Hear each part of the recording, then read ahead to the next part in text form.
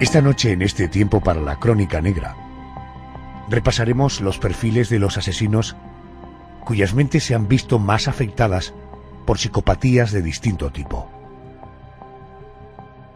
De entre esos expedientes, hay casos de hombres que mataban disfrazados de personajes que decían oír voces en su cabeza, de gente que asesinaba solo a homosexuales, de criminales amantes de la tortura o con tendencia al acoso. Será un recorrido por la vida y por los actos aberrantes de los psico-killers que más destacaron por su caótica manera de actuar.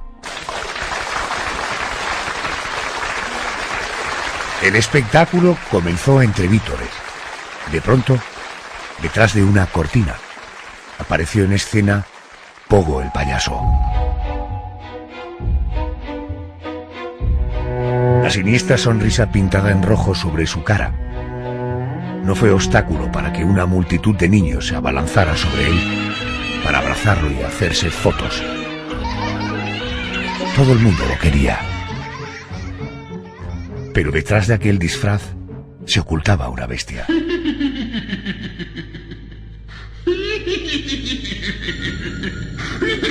John Wayne Gacy. Un hombre que, para disimular su sed de matar, había entablado amistad con importantes personajes.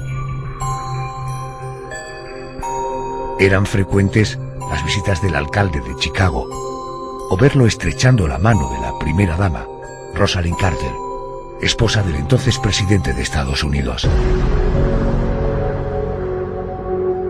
A finales de los años 70, Pogo el payaso entretenía a los niños durante el día y de noche agredía, sodomizaba y mataba a adolescentes.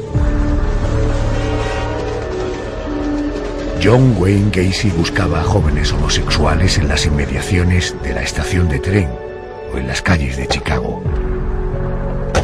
Los invitaba a su casa con la excusa de mantener relaciones a cambio de dinero. Después, los asesinaba sin piedad. Su sótano se convirtió en un improvisado y pestilente cementerio. Allí, bajo los tablones del suelo, enterró a 29 de sus macabras conquistas.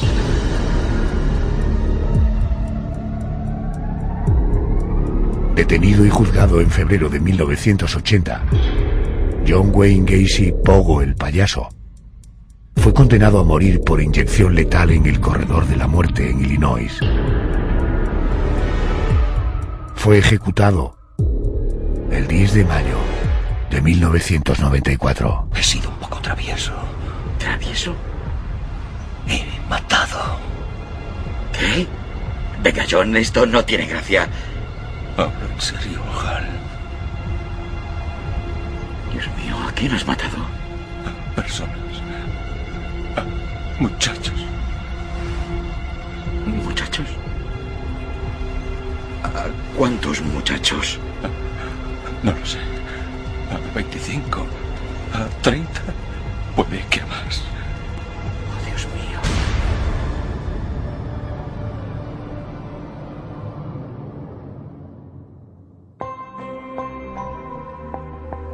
John Wayne Gacy nació en marzo de 1942 en Chicago.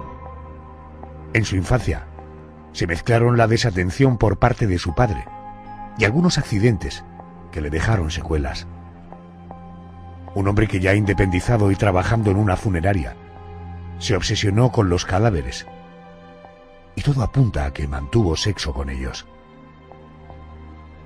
Pero la cosa se agrava cuando, ya estando casado, sus tendencias homosexuales, José Manuel, le empujaron a delinquir, ¿verdad? Efectivamente, de hecho, el primer abuso sexual lo lleva a cabo en su casa cuando su mujer estaba dando a luz en el hospital. Él invitó a un compañero de trabajo a tomar algo en su vivienda y una vez allí lo retuvo, lo ató y tuvo sexo con él. El primer asesinato cometido por este hombre, que de día se disfrazaba de payaso para entretener a los niños con su espectáculo, se produjo tiempo después. Hay una fecha clave, el 27 de diciembre de 1971, y como otras veces, él acudió a la estación de tren para entablar contacto con algún joven homosexual. Con uno de ellos acudió a un motel y después de tener sexo lo mató de una cuchillada. El cadáver lo llevó hasta su casa y lo enterró en el sótano. Hablas de un sótano en el que más adelante el conocido como payaso asesino enterraría a otras víctimas. Sí, sobre todo a partir del momento en el que él se divorcia, año 76, y se queda solo en casa. A partir de ese momento invitaba allí a sus conquistas y después las ataba, las violaba, y aquellos chicos, aquellos cadáveres iban acumulando en aquel sótano tan siniestro. Cuando, después de una denuncia, los agentes registraron la casa y levantaron las tablas del sótano, encontraron una imagen dantesca.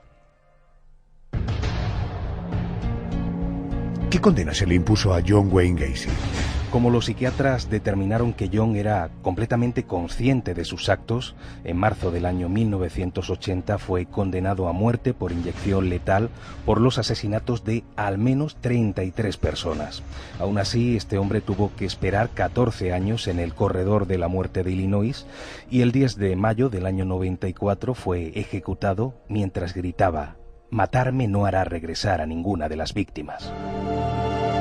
En este espacio de Crónica Negra tuvimos la oportunidad de entrevistar a una de las psiquiatras forenses más prestigiosas de Estados Unidos, por no decir la más prestigiosa. Hablamos de la doctora Helen Morrison, autora, entre otras publicaciones, del libro Mi vida con los asesinos en serie.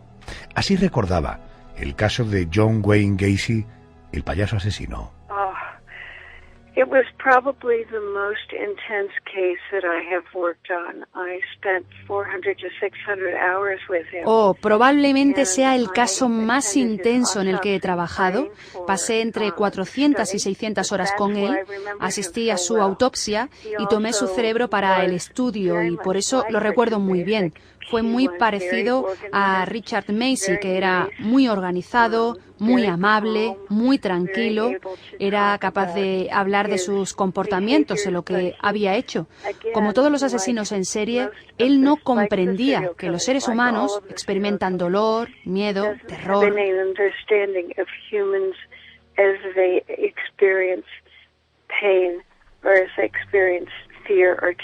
La doctora Helen Morrison tuvo la oportunidad de conversar con su hermana y con su madre. Le preguntamos si la de John era una familia normal. They were a normal family. They were not at all unusual as far as having any psychiatric problems. Era una familia normal. No había problemas psiquiátricos inusuales, no había ninguna dificultad con sus hermanos, no había violencia en el entorno. Era gente normal. Y eso te hace preguntarte por qué se convirtió en un asesino en serie. No había nada en su expediente que indicara que había sido víctima de abusos o de algún problema. No era más que él se convirtió en un asesino en serie. La psiquiatra forense Helen Morrison estuvo presente en la autopsia la noche que lo ejecutaron y se quedó con parte de su cerebro para poder estudiarlo, como hemos oído. Le preguntamos si encontró algo en su cerebro que pudiera explicar las aberraciones que cometió. No, there was absolutely nothing abnormal in the structure of the brain. No había absolutamente nada anormal en la estructura del cerebro. Se trataba de una muerte cerebral y yo quiero decir que pudimos ver y analizar un conjunto de datos funcionales, no datos sobre su funcionamiento.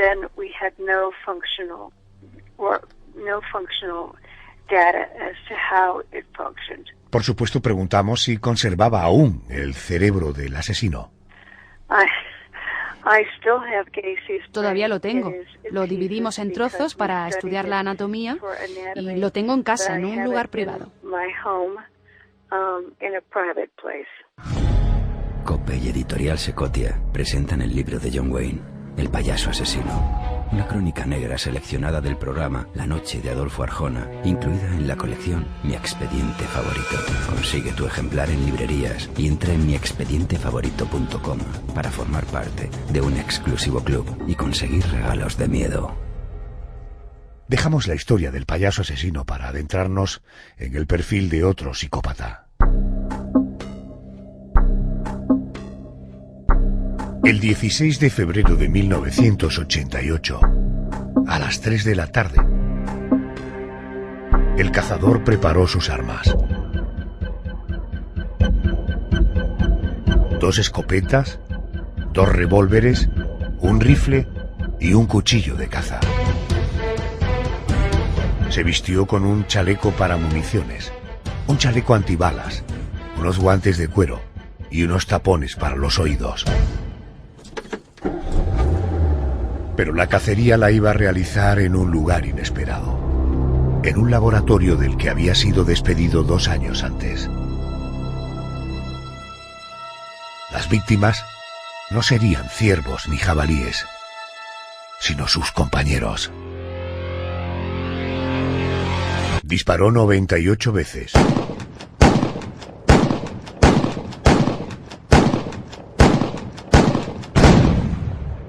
Richard Farley asesinó a 7 empleados e hirió a otros 4. Tras entregarse como si nada hubiera ocurrido y ser detenido por los SWAT, pidió que le trajeran un bocadillo y un refresco.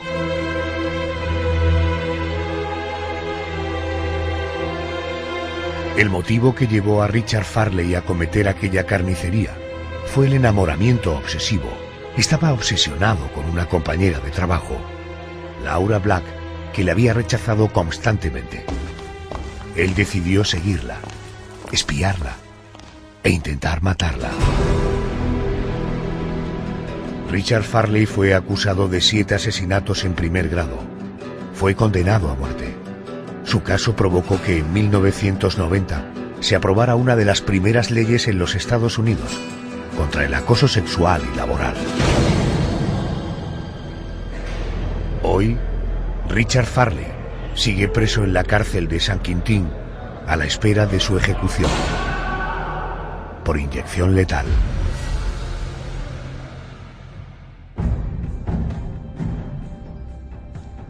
Richard Farley, considerado un asesino relámpago, nació en Texas en el año 1948. De niño vivió una infancia normal. Después, se alistó en la Marina de Estados Unidos y terminó trabajando en el 77 en la empresa que convertiría en escenario de sus asesinatos, el Laboratorio de Sistemas Electromagnéticos ESL en Sunnyvale. José Manuel, ¿qué empujó a Richard Farley a matar? El amor. Fue el amor porque en 1984 se enamoró de una compañera de trabajo, Laura Black, y desde ese momento, a pesar de los continuados rechazos de ella, él comenzó a acosarla de manera constante. Richard le dejaba regalos en su puesto de trabajo, la llamaba a todas horas, averiguó cuál era la dirección de su casa, incluso llegó a robar una copia de la llave de su escritorio para curiosear. El amor o la obsesión, diría, ¿no? Laura, incluso tuvo que cambiar esta chica, tuvo que cambiar de casa porque empezó a sentir miedo por el acoso de su compañero de trabajo, de Richard, ¿no? Sí, pero no sirvió de nada porque él descubrió enseguida la nueva dirección y por eso Laura lo denunció al Departamento de Recursos Humanos. Como Richard seguía acosándola, terminaron despidiéndolo. Y ese despido no supuso ningún freno para él, que volvió a averiguar la nueva dirección de Laura y en una ocasión lo descubrieron intentando entrar en la vivienda en mitad de la noche. Queriendo vengarse de Laura y de la empresa que la había protegido, Richard Farley preparó una escopeta, un rifle, 2 revólveres y mucha munición. El 16 de febrero de 1988 se puso en marcha para llevar a cabo una auténtica masacre en las instalaciones de los laboratorios. ¿Qué ocurrió ese día 16 de febrero? A eso de las 3 de la tarde, Richard se puso unos guantes, un chaleco para municiones, un chaleco antibalas y también unos tapones para los oídos. Con todas esas armas a cuestas, entró en el vestíbulo de la empresa y empezó a disparar contra todo aquel con el que se cruzaba. Después buscó a Laura en su despacho y le disparó. Aquella bala le perforó el pulmón, no la mató, pero al caer al suelo, él pensó que no estaba inconsciente, que la había matado, y de hecho se marchó para seguir disparando a otros compañeros. En total gastó 98 balas. Los SWAT, después de 5 horas, lograron que Richard se entregara, dejando 7 muertos y 4 heridos. José Manuel, fue detenido. ¿Cuál fue la sentencia que se dictó contra Richard Farley? Pues se dictó en octubre del año 1991 y este hombre fue condenado a muerte por los 7 asesinatos. Actualmente espera la ejecución en la prisión de San Quintín. Cope y Editorial Secotia presentan la segunda entrega de la colección Mi expediente favorito. Meribel, la niña asesina. Una crónica negra seleccionada del programa La noche de Adolfo Arjona.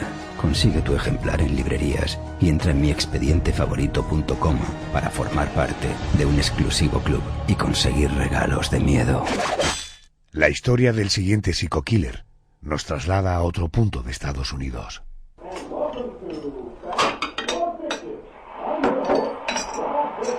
Era la hora del desayuno.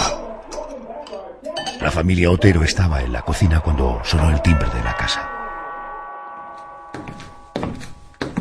Joseph abrió la puerta y se encontró con un hombre que, apuntándole con una pistola, le ordenaba guardar silencio.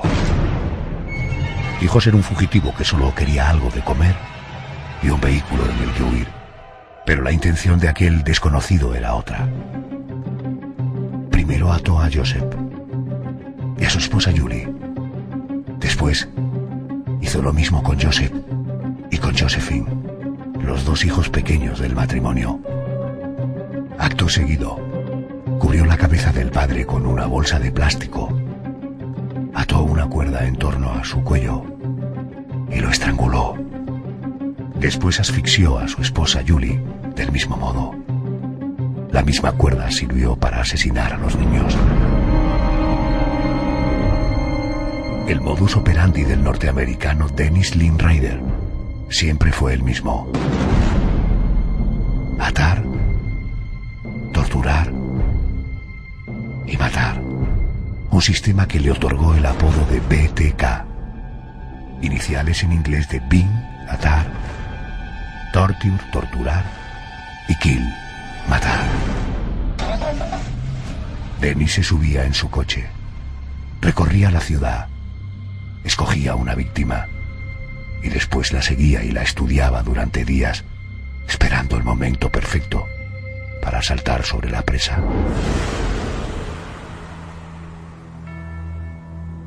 El protagonista de esta crónica negra asesinó a 10 personas entre 1974 y 1991. Y fue su afán de protagonismo, su costumbre de escribir cartas a la prensa y hacer llamadas a la policía, lo que permitió rastrearlo y detenerlo en febrero de 2005, 31 años después de su primer crimen.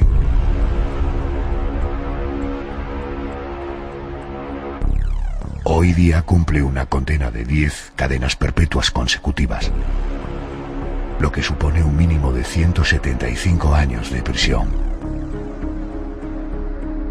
Dennis Lynn Ryder morirá entre rejas.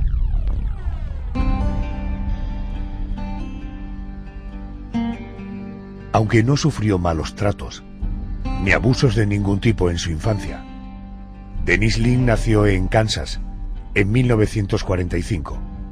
Él siempre fue un niño agresivo, un niño que disfrutaba torturando y mutilando a perros y gatos, algo que le generaba placer.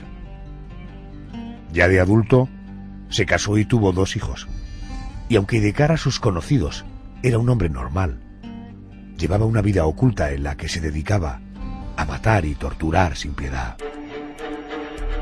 José Manuel, ¿cuál era el modus operandi de este asesino?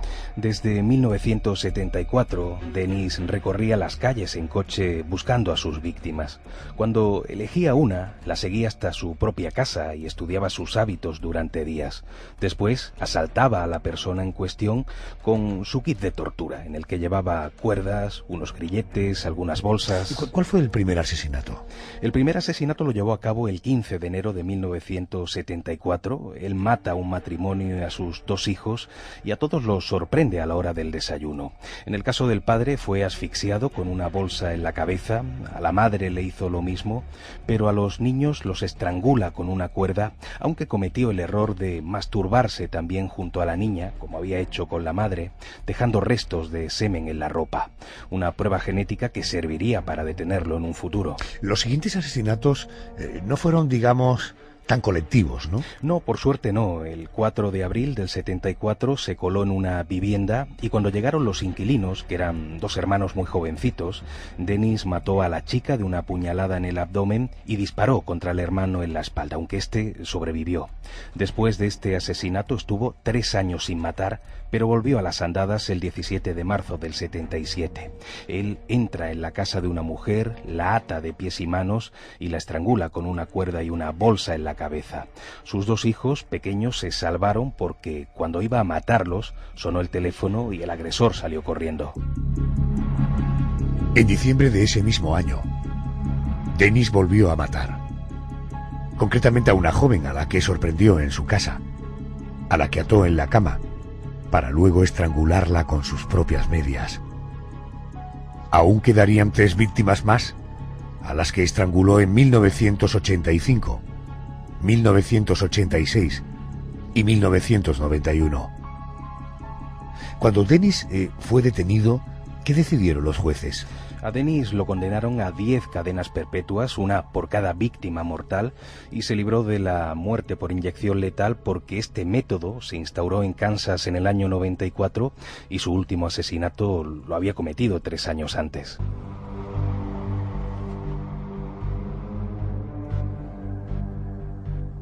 En los asesinatos o en cualquier otro tipo de delito, existe un agravante que produce un sufrimiento extra en la víctima. Nos referimos a la violencia gratuita, a la tortura que a veces el agresor produce en la persona agredida. Una violencia que parece responder a un deseo psicológico de hacer el mayor daño posible. Para saber de qué manera está configurada en la ley esta figura, la de la violencia excesiva, la de la tortura, hemos invitado a la abogada Gemma Saúl. Muy buenas noches y bienvenida a COPE. Hola, buenas noches. Gemma, en general, ya sea en el ámbito doméstico, ya un crimen de por sí manifiesta sin duda una violencia desmedida. Pero ¿es habitual que los crímenes muestren una violencia desmedida? Bueno, por suerte habitual no es. Sí que en algunos casos hay una violencia excesiva, pero vaya, por lo general no. ¿A partir de qué punto, no sé, o de qué actos la violencia pasa a considerarse tortura? Bueno, la ley no habla de un paso de violencia normal a violencia con tortura, sino que está configurado de otra forma. Hay unas agravantes que se pueden considerar para cualquier delito. Si se aumenta deliberada e inhumanamente el sufrimiento de la víctima, entonces se aplica la pena en su grado máximo o incluso se puede subir de grado. Y hay algún tipo de delitos como el asesinato o el homicidio, que justamente la diferencia está aquí, en que en la diferencia entre el homicidio y el asesinato, pues tenemos que si hay ensañamiento aumentando deliberada e inhumanamente el dolor del ofendido, entonces cambia de ser homicidio a ser asesinato. Entonces, también hay el delito de tortura que está regulado en el Código Penal, pero está referido más a los funcionarios que para obtener información pues usan algunas técnicas que atentan contra la integridad moral, consiguiendo así alguna prueba o alguna declaración de las personas que están siendo víctimas de estos delitos. Letrada, con la ley en la mano, si hablamos, por ejemplo, de un robo común, ¿qué diferencia de condena puede existir entre el que roba y el que durante el robo se ensaña con la víctima? Bueno, el robo es otro delito y depende si la cuantía de lo robado es mayor o menor de 400 euros. Entonces, estaríamos en penas más bajas, pero si nos vamos al hurto, o sea, la diferencia entre hurto y robo, sí que está aquí la diferencia. O sea, en el robo se exige que haya o fuerza en las cosas o violencia en las personas. Ajá. Entonces, aquí ya cambia a una pena superior. Si entramos en el terreno de la violencia doméstica, ¿las leyes son igual de severas con el agresor? Pues no. Son más severas en caso de violencia doméstica, porque son delitos que se cometen en la intimidad de la familia, donde el agresor se aprovecha de la relación familiar, comete el delito en clandestinidad, y pues bueno, afecta a menores normalmente, y además hay que tener en cuenta que hay una dependencia emocional de la víctima al agresor, con lo cual eso es un despecho o hay un grado más alto de injusto, ¿no?, hacia esas personas, y especialmente, pues claro, pues que las pruebas se pueden esconder con más facilidad y bueno, y claro, pues el Estado es más severo en este tipo de delitos. Correcto. Hay un terreno quizá más pantanoso, es cuando se habla de tortura, psicológica.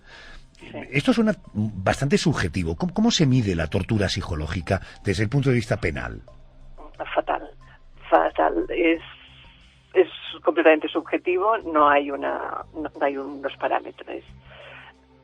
Para las físicas sí, a veces utilizan los parámetros o los baremos, de los accidentes de tráfico, pero la psicológica, bueno, la tenemos que probar con muchos peritajes psicológicos, y aún así, pues claro, no hay unas mediciones, porque el sufrimiento es muy difícil de medir, y bueno, y cada juez pues lo valora como puede. Uh-huh. ¿Hay diferencia desde el punto de vista jurídico entre tortura y agresión física? Bueno, es lo que le he comentado antes. La agresión física puede ser una lesión, y la tortura puede ser un sufrimiento más moral, que no tiene por qué llegar a ser lesión, aunque también la lesión, o sea, la tortura puede comportar una lesión, además de un sufrimiento inhumano y moral. Uh-huh. Gemma, dentro de los casos de violencia doméstica o no, que usted ha llevado hasta el momento como abogada, en fin, no hay necesidad de dar nombres ni datos concretos, ¿ha habido alguno que le haya sobrecogido de manera especial? Bueno, especialmente los que son contra la libertad sexual y de menores.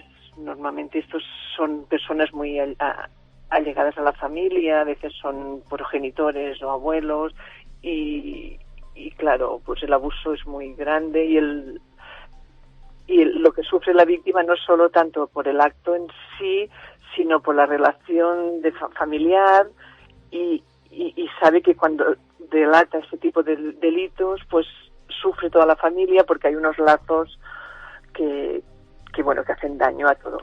Uh-huh.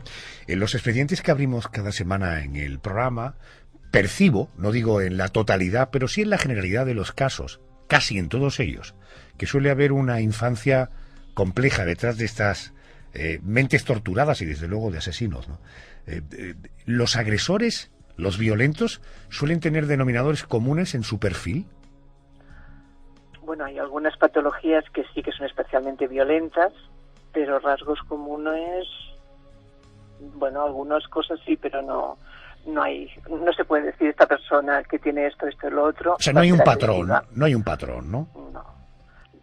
Aunque hay enfermedades que sí que son agresivas, pero que a veces tratadas con medicación o con terapia, pues pueden llegar a neutralizarlas. Comprendo. Gemma Saúm, abogada, gracias por atenderme a estas horas. Muchísimas gracias. De nada. Buenas noches. Dennis Lin podrá solicitar libertad condicional después de cumplir un mínimo de 175 años. Será a partir del año 2180.